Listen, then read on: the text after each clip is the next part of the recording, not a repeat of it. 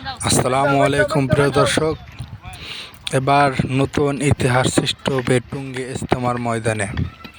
লক্ষ লক্ষ মানুষ দেখতে পারতেছেন এই টুঙ্গী ইজতেমার মাঠে কাজ করতেছে।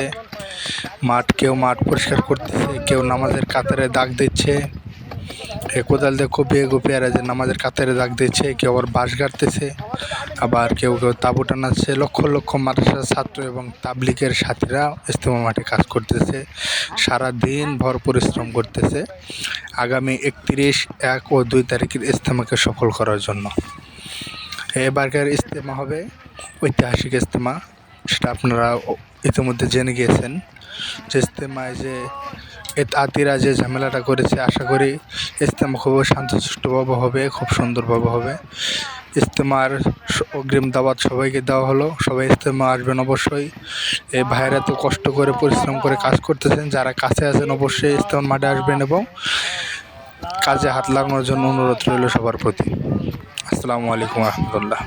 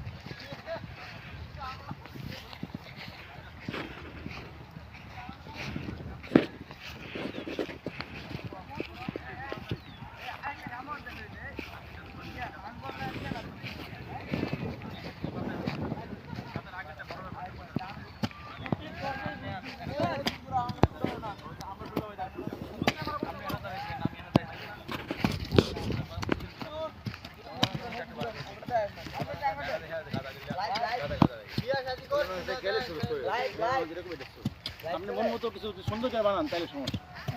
আপনি মনে যেটা সুন্দর এটা কিন্তু ইসলাম না। ওলামা কেমন যে মনে পাচ্ছেন না আমার কথা বলছি, আমার কাছে অনেক কিছু সুন্দর লাগে।